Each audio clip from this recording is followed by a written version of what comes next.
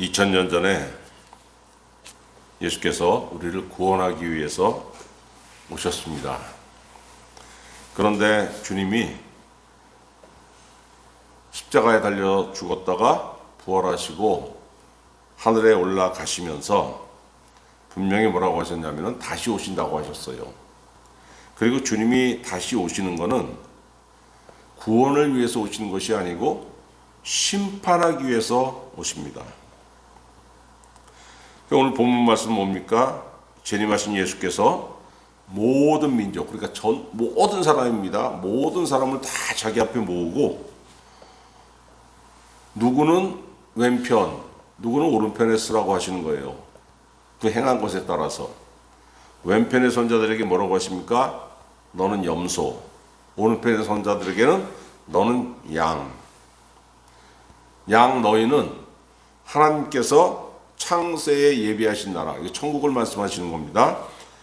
너희는 그 나라를 상속받고 내 왼편에 있는 너희는 염소, 너희는 마귀와 마귀의 사자들을 위해 예비한 불지옥에 들어가라고 명하셨어요.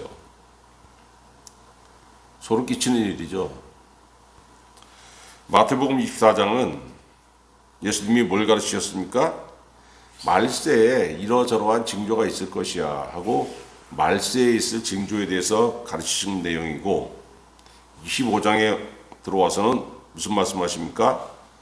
말세가 오면은 말세의 징조가 보이면 너희가 어떻게 살아야 되느냐. 첫 번째로 열처녀의 비유를 통해서 성령을 받아라. 너희 심령 속에 성령의 기름을 가득 채워놓으라고 하셨어요. 두 번째 뭡니까? 달란트 비유. 지난주 설교에 있었죠? 충성하라. 너희 안에 성령의 기름을 채워놨으니까 그 성령의 기름이 너에게 힘이 돼. 그 힘을 가지고 뭐 할 거냐? 하나님께 충성하라는 거예요. 세 번째, 오늘 말씀, 양과 염소의 비유.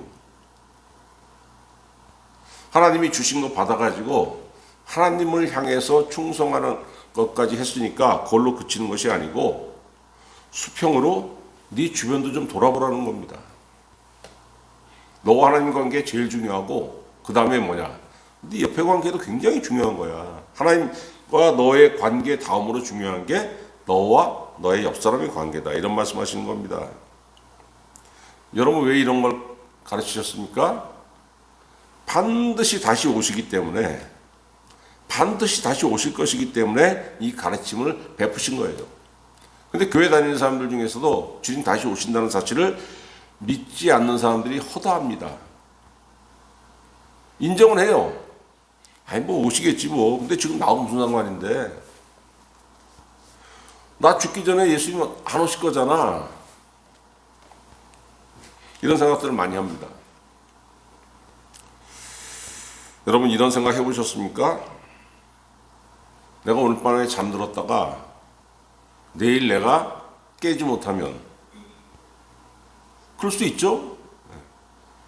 뭐 우리 정말로 익숙한 사람들, 뽀빠이 이상용 돌아가셨다고 그 기사 났지 않았습니까? 그 키는 작고 그 정말 강철같이 생긴 그 이상용 씨가 죽으리라고 누가 생각했겠어요? 인생이 이렇게 허망한 겁니다. 그 사람보다 훨씬 젊은 사람, 정명아 씨 죽었다고 2, 3일 전에 뉴스 나왔어요. 정말 텔레비에서 자주 보던 사람들인데, 드라마에서 자주 보던 사람들인데 어느덧 이런 사람들이 하나둘씩 떠나가는 겁니다. 이 남 얘기가 아니에요, 여러분. 내가 오늘 잘라고 누웠다가 내일 아침에 눈 뜨지 못할 수도 있는 겁니다. 어떤 생각이 듭니까? 야, 그렇게 되면은 나 천국 갈 수 있나? 여러분 이 땅에서 살 날이 많은 젊은 사람들은 그런 고민 안 해요. 아직도 뭐 인생이 뭐 50년, 60년 남았는데 그 젊은 사람들이 그런 생각하면 안 되죠. 어떻게 내 인생을 개척할까? 무슨 일을 하면서 살아갈까? 얼마나 이 땅에서 보람차게 살 수 있을까? 이런 걸 생각해야 될 나이입니다. 그런데 이제 인생을 남은 날을 헤아릴 수 있는 때가 오죠. 20년 살면 땡인데 한 15년 살면 이제 끝날 것 같은데, 인생, 그러면 뭘가 느껴져요? 왜 이렇게 시간이 빨리 가? 엊그제 5월 1일이었는데 벌써 오늘 11일이 훌딱 지나갔네? 눈만 두세 번 깜빡하니까? 이런 나이가 되면은, 여러분, 내가 죽은 다음에 천국 갈 수 있을까? 이 주제가 무겁게 다가옵니다, 무겁게. 그러면서, 그전에는 그냥 왔다리 갔다리 교회 그냥 아무 생각 없이 다니고 그런 사람은 많죠. 그런데 이런 생각이 들면은 많은 사람들이 신앙생활이 좀 더 진지해집니다.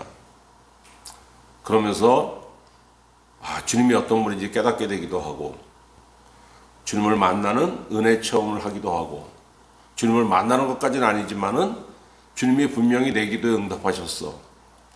이런 것들을 체험하면서 믿음이 깊어지고 구원의 확신을 가지게 됩니다. 얼마나 은혜롭습니까, 여러분, 이거면. 우리가 익히 배운 게 뭐예요? 천국 가는 기준은 뭡니까? 믿음이에요, 믿음. 믿음으로 구원받고, 믿음으로 천국 가고, 믿음으로 은혜받고. 사도행전 16장 31절, 주 예수를 믿으라. 그리하면 너와 너희 집이 구원을 받으리라. 믿음이 100%인 줄 알았는데, 아니, 오늘 본 말씀 보니까 주님이 여기에 뭘 더하셨습니까? 네 교회 내에서 너하고 같이 신앙생활 하는 사람들 중에서 돌봐야 될 사람들이 있지 않니? 너보다 훨씬 가난하고, 그리고 갑자기 무슨 일을 당해서 정말로 힘든 사람들 있잖아. 그거 좀 돌아봐라. 그런 사람들이 어디에 간다고 했어요? 창세부터 예비된 나라. 하나님께서 창세부터 예비하신 나라. 천국이죠. 그걸 상속받는다고 분명히 말씀하셨어요. 34절에. 그때 임금이 그 오른편에 있는 자들에게 이르시되 내 아버지께 복받을 자들이여 나와 창세로부터 너희를 위하여 예비된 나라를 상속받으라. 구원의 기준에 공경에 처한 사람을 돕는 것도 예수님 분명히 포함시켰습니다. 어려운 사람을 도우라는 것은, 이런 명령은 신약에 새로운 게 아니고 구약 성경 처음부터 있었습니다. 레위기 19장 18절 원수를 갚지 말며 동포를 원망하지 말며 내 이웃 사랑하기를 너 자신과 같이 사랑하라. 나는 여호와이니라. 내가 여호와이기 때문에 나의 백성들이여, 나의 자녀들이여, 너희는 원수를 갚지 말고 동포를 원망하지 말고 내 이웃 사랑하기를 너 자신과 같이 사랑하라고 말씀하신 거예요. 잠언 19장 17절 가난한 자를 불쌍히 여기는 것은 여호와께 구워 드리는 것이니 그의 선행을 그에게 갚아주시리라. 대단한 말씀 아닙니까? 내가 좀 어렵고 힘든 사람 도왔더니 하나님 뭐라고 하십니까? 너 그거 나한테 꿔준 거야. 꾼 건 뭐예요? 갚게 돼 있잖아요. 꾼 걸 갚지 않으면 도둑놈이죠. 사기꾼이고. 하나님 뭐라고 하십니까? 네가 가난한 사람 돕는 거 내가 다 기억하고 있어. 그거 내가 받은 걸로 할게. 그리고 내가 가장 적당한 때에 내가 너한테 갚아줄 거야.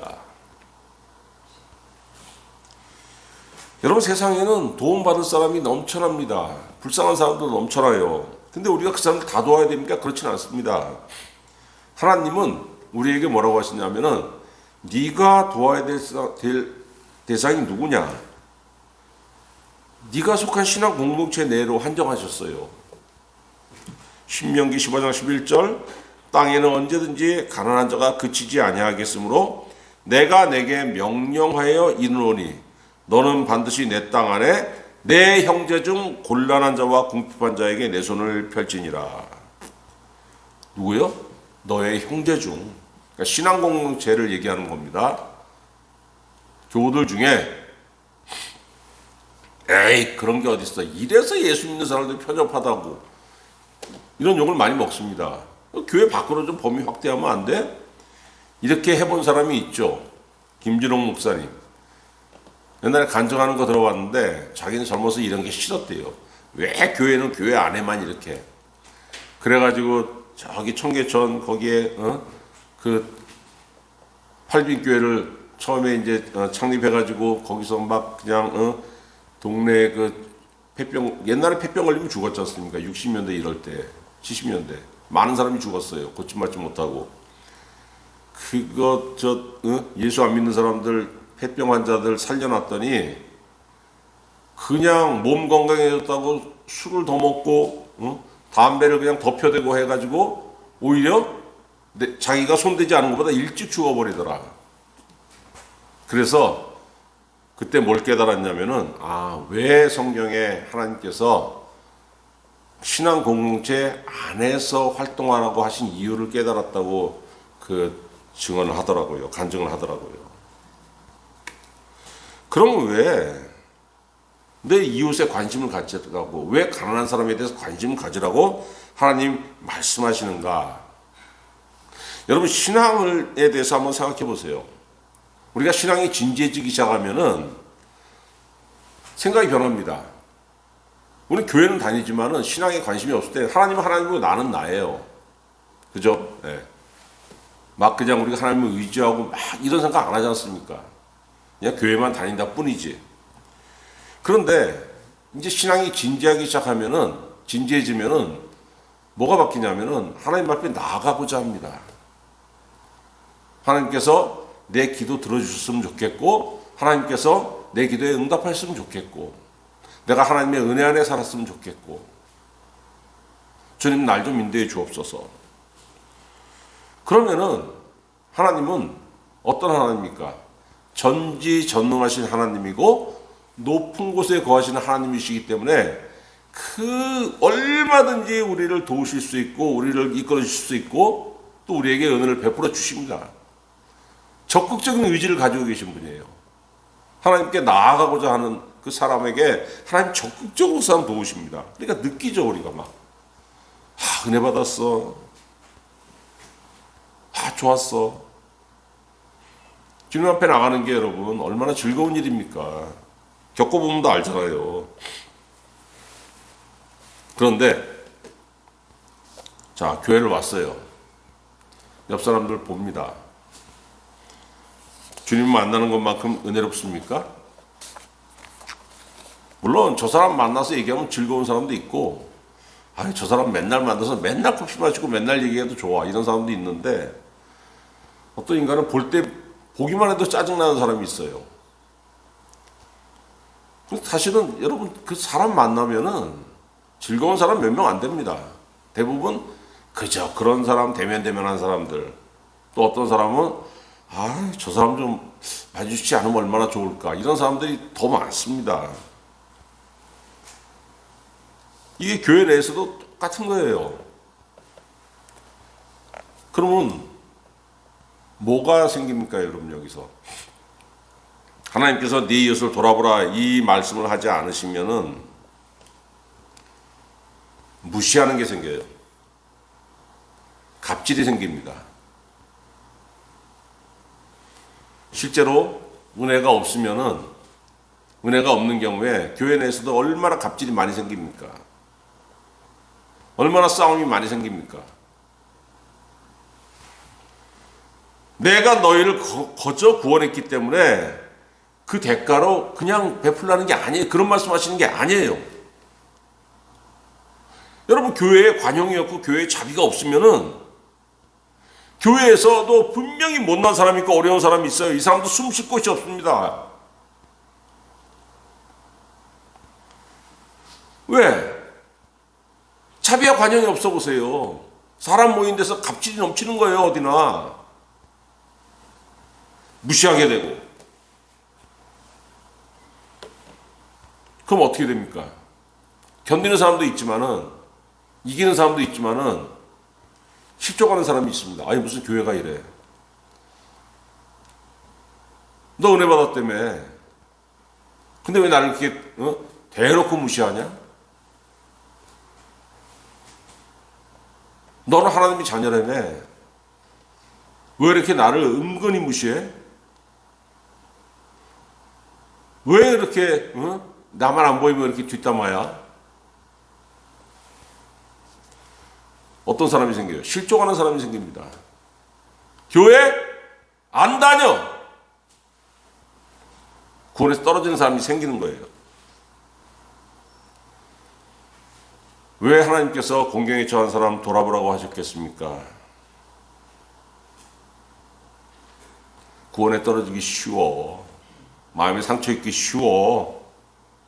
너 은혜 받았잖아. 좀 돌아봐봐. 여러분, 하나님이 주시는 은혜가 굉장히 중요한 거예요. 근데 사람이 내가 받아야 될 게 100이면은 하나님이 주신 은혜가 100, 다 100을 채우지 못합니다. 왜? 하나님께서 이렇게 만들어 놓으셨어요. 내가 100 중에 95를 줄 테니까 나머지 5은 니들끼리 서로 사랑하면서 좀 채워봐. 그래서 하나님한테 은혜를 받고서 또 서로 간에, 사람들 간에 나누는 게 없으면은 아무리 해도 부족한 겁니다. 베드로전서 4장 8절 무엇보다도 뜨겁게 서로 사랑할지니 사랑은 허다한 죄를 덮느니라. 왜 이런 말씀을 하셨겠습니까? 이웃을 돌아보는 그런 배려심이 없으면은 교회에서 교인들이 잘하는 게 뭡니까 여러분? 사랑이 없으면 남 들춰내는 거죠. 콕콕 찌르는 거. 아유 저거 무슨 맨날 저거 무슨 저거 죄악 덩어리야. 교회에서만큼 여러분 이런 말하기 쉬운 곳이 어디 있어요? 왜? 우리는 죄에 대해서 얘기하고 구원에 대해서 얘기하기 때문에. 교회에서만큼 죄악에 대해서 얘기하기 쉬운 곳이 어디 있습니까? 아유 저거 맨날 저래. 근데 그 사람이 은혜 받고 죄악을 극복하는 거는 하나님한테 맡겨두고 너는 그 사람이 그 죄악을 극복할 수 있도록 힘이 생기도록 그 사람에 대해서 기도해 주고 사랑해 주면 안 되니? 분명히 말씀하셨잖아요. 뜨겁게 서로 사랑할지니 사랑은 허다한 죄를 덮느니라. 이런 여러분 교회에서 배려와 관용이 없으면은 교회에 그냥 갑질이 넘쳐납니다. 다툼이 넘쳐나요. 그 다음에 실족해서 구원에서 떨어지는 사람도 있고.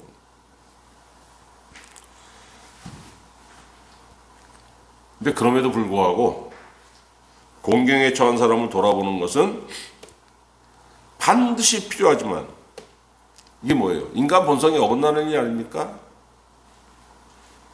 그래서 하나님께서 도우라고 명하시는 거예요. 왜?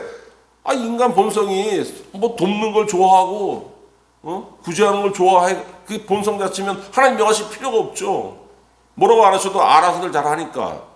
근데 인간 본성을 싫어합니다. 그래서 도우라고 명하신 거예요.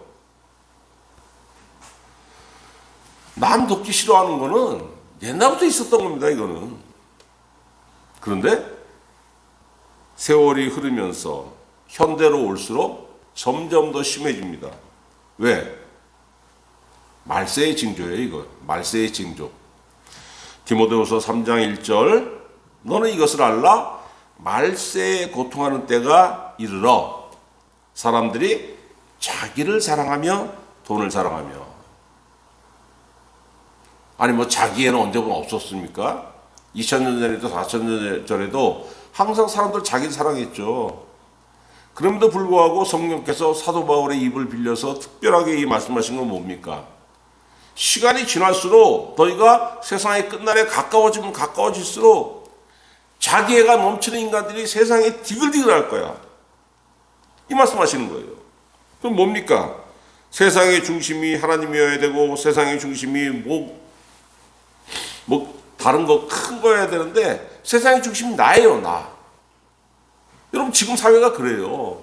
이게 전문 용어로 포스트 모던하다고 하는 겁니다. 여기에 대한 자세한 설명은 할 필요가 없고 포스트 모던하다는 건 뭐냐면 내가 세상의 중심이라는 걸 얘기하는 겁니다. 남에 대한 관심이 있을 수가 없죠. 내가 다인데. 왜 그렇게 됩니까, 여러분?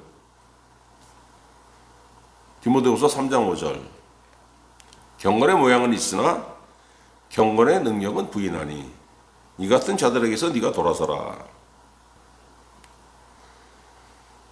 왜 여러분 교회를 다니면서 신앙생활을 하면서 왜 남을 돌아볼 수 있는 마음이 없고 왜 배려하지 못하느냐? 교회는 다니고 신앙생활을 하고 있지만 경건의 능력이 없기 때문이에요. 경건의 능력. 경건의 능력이 없다는 게 뭡니까? 마음에 하나님이 없다는 거예요. 마음에 하나님이 없으면 경건하지 못한 겁니다. 여러분, 마음에 하나님이 있는 사람은 하나님의 말씀으로 내 삶의 경계를 삼아요. 물론 100%다 그러지 못하겠죠. 그러나 내가 과연 어디까지 갈 수 있는가? 내가 세상에 어디까지 즐겨야 되나? 이 모든 것들 그 말씀이 내 안에 있으니까 내가 여기 넘어가면 안 되지. 이런 다 경계를 세우고 사는 겁니다. 믿지 않는 사람들은 뭘로 경계를 삼습니까? 건실한 사람들 보면 도덕률이 있잖아요. 세상에도. 그걸 철저하게 지키는 사람들은 건실해요. 생활이. 우리 믿는 사람들은 하나님의 말씀으로 자기 삶의 울타리를 치는 거예요. 그런데 경건하지 못하면 하나님이 내 마음에 없는 거 아닙니까? 근데 하나님의 말씀이 내 안에 있을 리가 없죠. 그러면 내 삶의 인도자는 뭐예요? 내 삶의 경계는 누가 치는 겁니까? 탐욕. 나밖에 없으니까, 내가 제일 중요하니까, 자기를 사랑하며 돈을 사랑하며. 딱 맞잖아요. 나를 사랑하니까 돈을 사랑한다. 왜? 나를 사랑하니까 내 안에 뭐가 발동합니까? 탐욕이 디글디글 발동하는 거예요. 탐욕은 뭘 쫓아오고 싶습니까? 돈을 쫓아오고 싶습니다. 눈에 뵈는 게 없는 거죠. 부모를 거역하게 되고. 경건은 하나님을 따르는 삶이고, 그럼 경건의 반대는 뭐겠습니까? 하나님을 따르지 않는 삶 아니에요, 여러분. 하나님을 따르는 체하고 실제로는 내 탐욕을 따르는 거. 이게 여러분 불경건이에요. 불경건. 다른 말로 이거 주님 뭐라고 했습니까?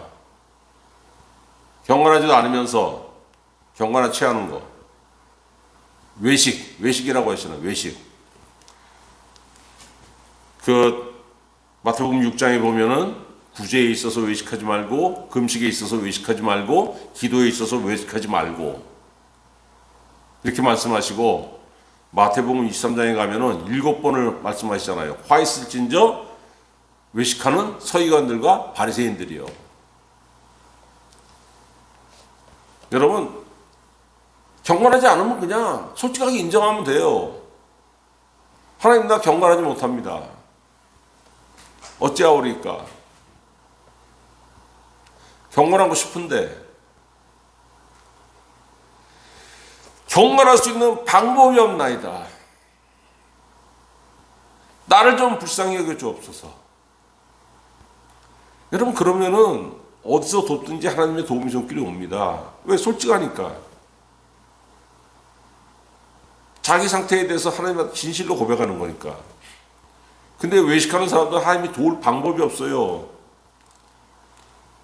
분명히 나와 거리가 먼 인간인데 그냥 나하고 거리가 가까운 것처럼 막 꾸미잖아요. 하나님 보시기에.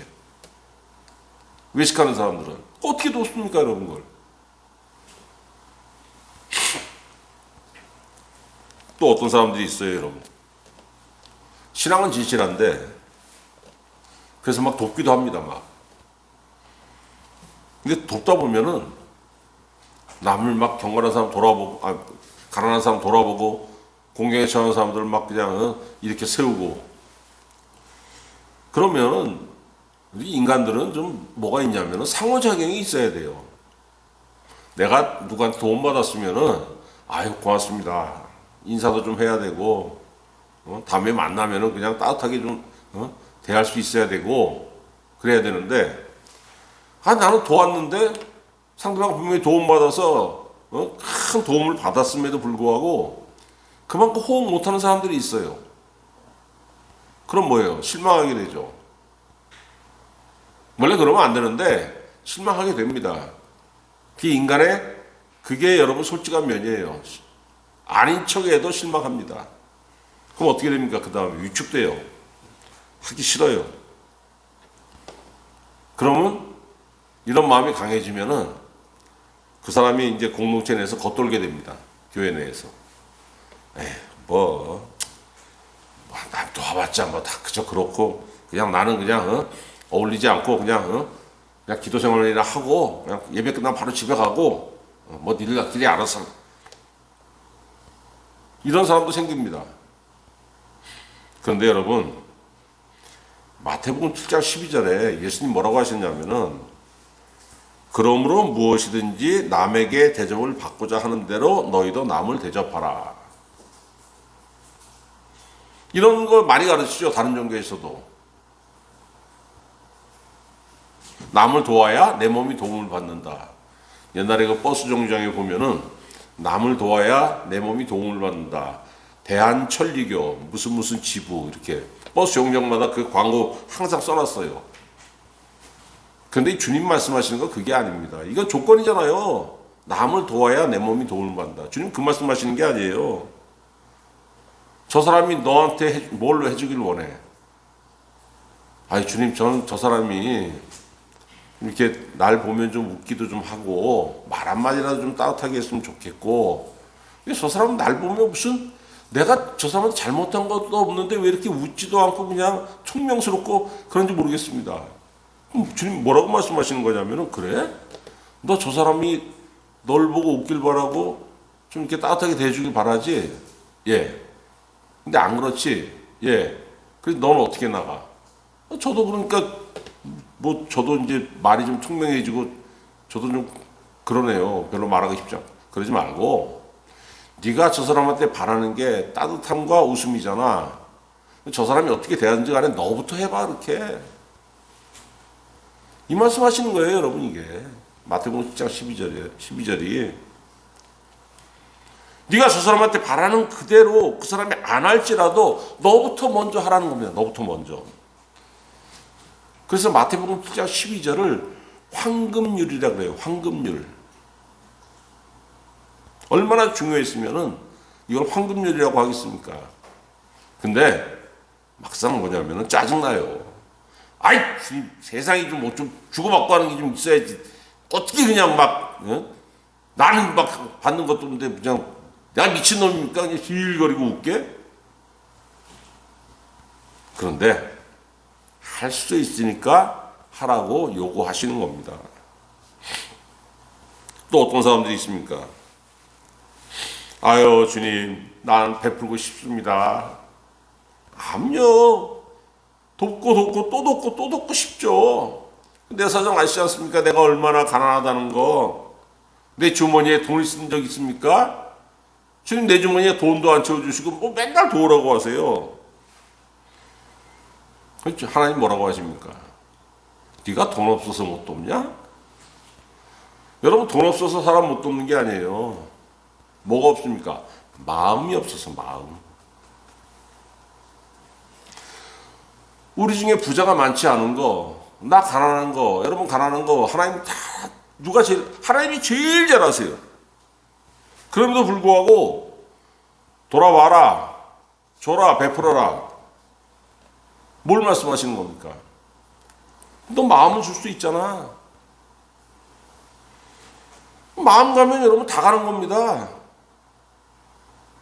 마음 가면 뭘 줘도 아깝지가 않죠. 그죠? 내 마음이 갔는데 그 다음에 내 마음이 가면 뭡니까? 내가 간 거예요. 내가. 나를 준 거예요. 그 사람한테.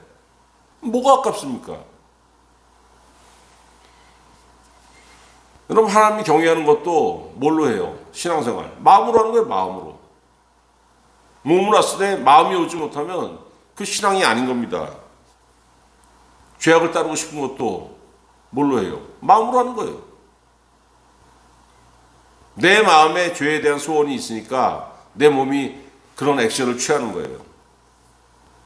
내가 하나님을 경외하고 싶은 마음이 있으니까 나와서 기도하게 되고 나와서 예배에 참석하게 되고. 잠언 24장 17절, 내 마음으로 죄인의 형통을 부러워하지 말고 항상 여호와를 경외하라. 그래서 여러분, 마음에도 없는데 하나님을 경외하는 척, 뭐예요? 외식, 위선이에요, 위선. 베풀 수 있음에도 불구하고 베풀지 못하는 거. 왜 그렇습니까? 말세로 갈수록 탐욕이 기승을 부리게 돼. 탐욕이. 나. 탐욕이 기승을 부리니까 그냥 입만 열었다 보면 나. 여러분, 내가 내 얘기를 많이 한다고 해서 돋보이는 게 아니에요. 사람들이 말을 안 해서 그렇지, 나 하면 뒤돌아서 뭐라고 합니까? 아유, 저 푼수. 저건 어떻게 지밖에 몰라? 입만 열었다면 어떻게, 나야. 나. 탐욕에 젖어서 그런 사람들이 여러분 자신을 망치는 거예요. 디모데전서 6장 10절. 돈을 사랑함이 일만하게 뿌리가 되나니 이것을 탐내는 자들은 미혹을 받아 믿음에서 떠나 많은 근심으로써 자기를 찔렀도다. 나밖에 모르고 살았더니 나밖에 모르는 사람이 여러분 뭐에 환장합니까? 돈에 환장해요. 그것이 일만하게 뿌리가 된다는 겁니다. 왜? 돈에 환장하니까 그냥 여기저기 유혹이 그냥 막 들어와가지고 믿음에서 떠나 근심으로 찔렀는데 그것이 그 칼이 그 유혹이 탐욕이 칼이 돼가지고 자기를 찌르는 비수가 되어 돌아온다는 거예요. 얼마나 무서운 얘기입니까? 이웃을 돌아보라. 그래야 천국이 너에게 있다 말씀하셨는데 우리는 이런 의심을 가질 수 있습니다. 아니 주님, 천국 믿음으로 가잖아요. 근데 이웃을 돌아보라는 그건 행위로, 이거 율법 아닙니까? 그렇지 않습니다, 여러분. 이웃에게 자비와 관용을 베풀라는 건 믿음이 없으면 할 수 없어요. 성경의 요구는 뭐든지 간에 믿음이 없이는 못하는 것들입니다. 그러니까 믿음이 있는 사람이 내 공동체 내에서 우리 교회에서 누가 어렵게 되면 그 사람을 돌아볼 수 있는 거예요. 하나님이 이거 굉장히 중요하게 여기시는 겁니다. 마태복음 22장 37절에 어떤 율법사가 주님에게 가장 중요한 계명이 뭐냐고 질문하니까 주님이 딱 두 가지로 요약하시지 않습니까? 내 마음을 다하고 목숨을 다하고 뜻을 다하여 주 너의 하나님을 사랑하라 하셨으니 이것이 크고 첫째 되는 계명이요 둘째는 그와 같으니 내 이웃을 내 자신과 같이 사랑하라 하셨으니 이 두 계명이 온 율법과 선지자의 강령이니라.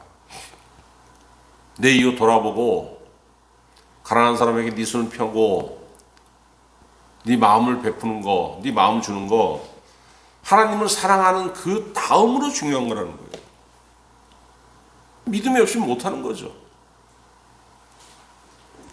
그래서 여러분 주님의 이 요구를 할 수 있는 건 뭐냐면은 내 믿음을 증명하는 겁니다. 요한일서 4장 20절 누구든지 하나님을 사랑하노라 하고 그 형제를 미워하면 이는 거짓말하는 자니 보는 바 그 형제를 사랑하지 아니하는 자는 보지 못하는 바 하나님을 사랑할 수 없느니라. 저는 성경 처음 이 말씀 읽었을 때 정말 20대 때 쇼크 먹었습니다. 와 그렇구나. 아니 당연하죠. 내 눈에 보이는 바 교회 내에서도 내 옆 사람에게 관심을 가질 수 없는 사람이 보지 못하는 하나님을 이게 어떻게 관심을 가질 수 있습니까? 힘들고 어려운 사람에게 관심을 가지지 못하면서 하나님을 사랑한다고 고백하는 거 다 거짓이죠. 그 맞는 말씀입니다, 여러분. 그게